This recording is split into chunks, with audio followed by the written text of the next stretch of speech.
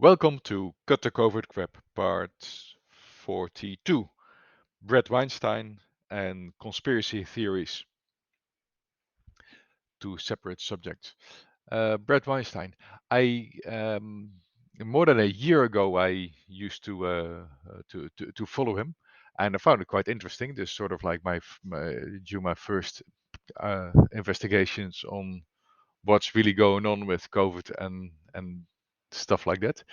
Um, at some point you had the ivermectin discussion, and uh, and he attached a lot of value, or he defended the Argentinian study, which Carvalho study, I believe his name is, that showed a 100% efficacy.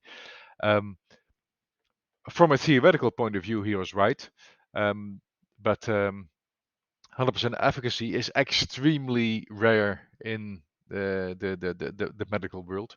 So even though he was theoretically right, um, what I would have expected from him is say like, hey, I see 100% here. I'm gonna really dig into it and question it until I'm convinced that that it really is right. So theoretically he was right, but I expect in these extreme cases a more practical approach. He didn't at first, and that's why I sort of trusted him less. Basically, like if you're really gonna stick to something like that rather than digging in, yeah, then you can accept anything that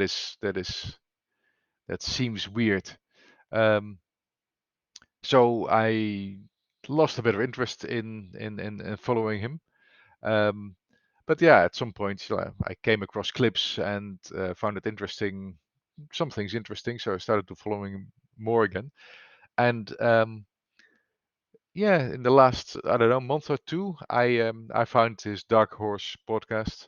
Um, um, I can't, I don't see instances anymore where he went too far, assuming things were correct without questioning them. Now,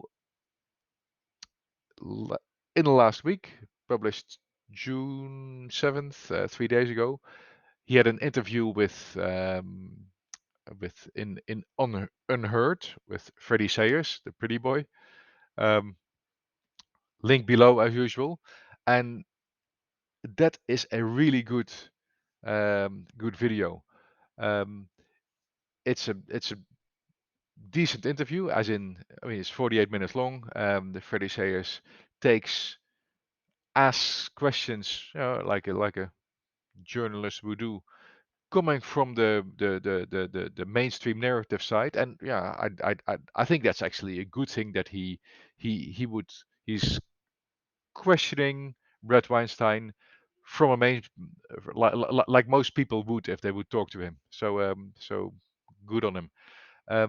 Bret Weinstein gives a good overview of what his views are. So it's like if you want to know what he's about, those 48 minutes are well worth watching.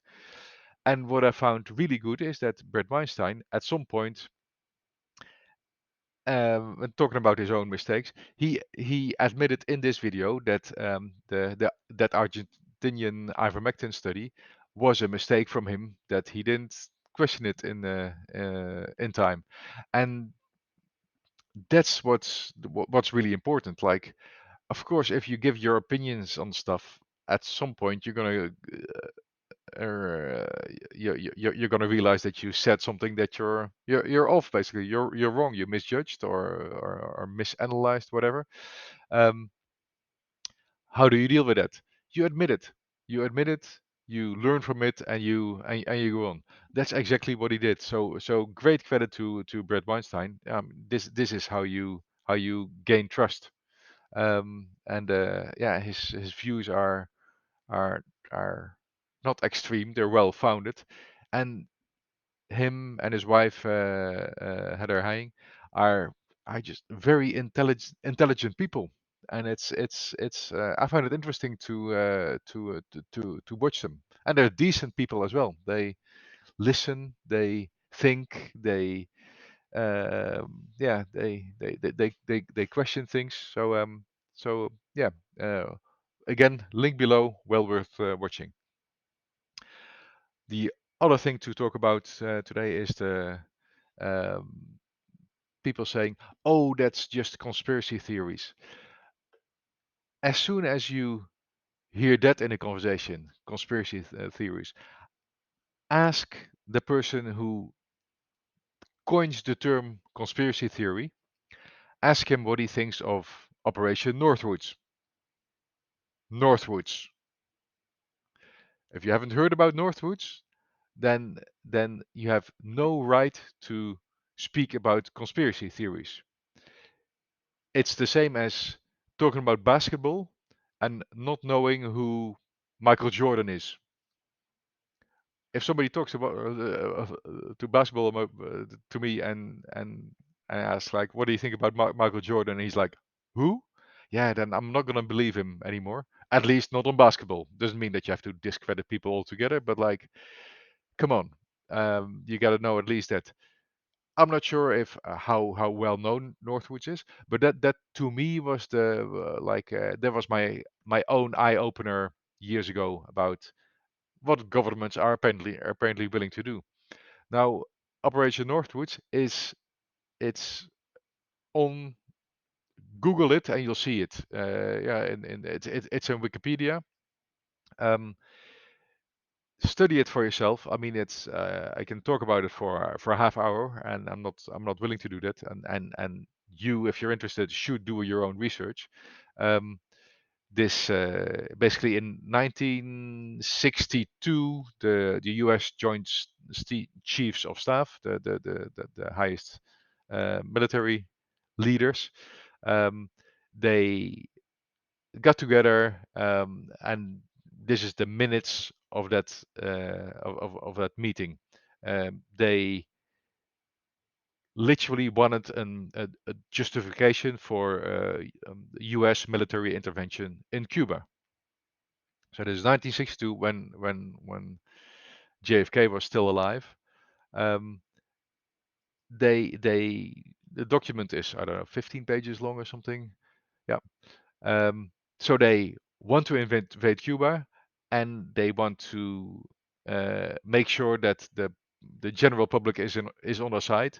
And there are about, I don't know, 8 or 10 alternatives on how to do that. So literally, and I quote from the minutes, which are, I mean, I'll put it in a link below as well. Um, Quote from the minutes, just through some of the examples. Um, Incidents to establish a credible attack.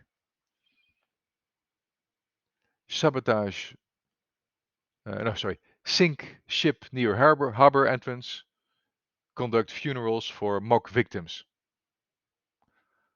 Or we could, literally, they say, we could blow up a US ship in Guantanamo Bay and blame Cuba. Stuff like that. It's very explicit in like, okay, these are the things that we can do, and then pretend it's done by Cubans.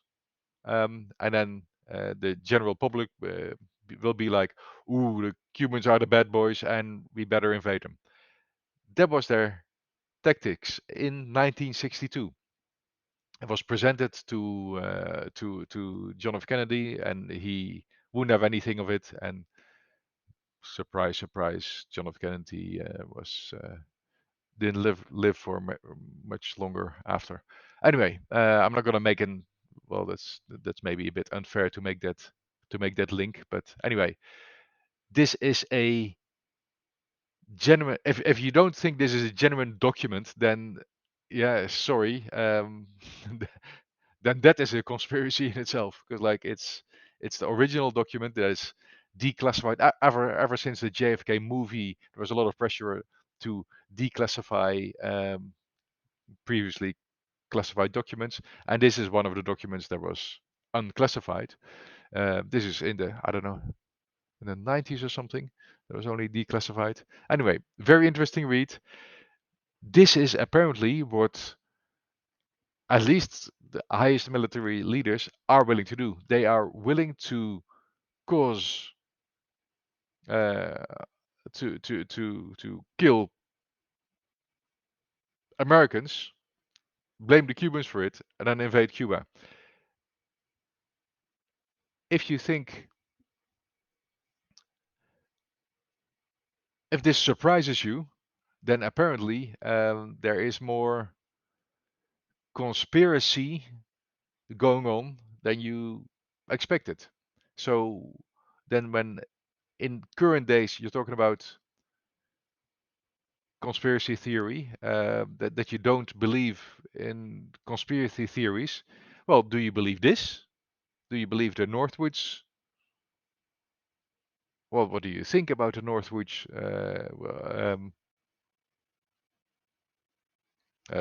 operation?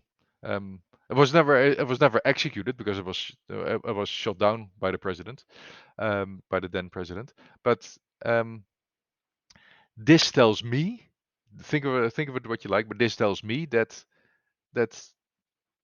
the highest leaders are willing to cause harm on their own people for a greater cause, something. Um, so yeah, back to the current day or the past 2 years. Yeah. Um, Pushing vaccinations, especially if you push vaccinations on children that have been recovered from COVID. I mean, you've had the measles, and then you're not you yeah, let's say you're not vaccinated for the measles, or your child is, and then he gets the measles, and then somebody tells you, okay, your child has recovered, great, but you should give him a vaccination anyway.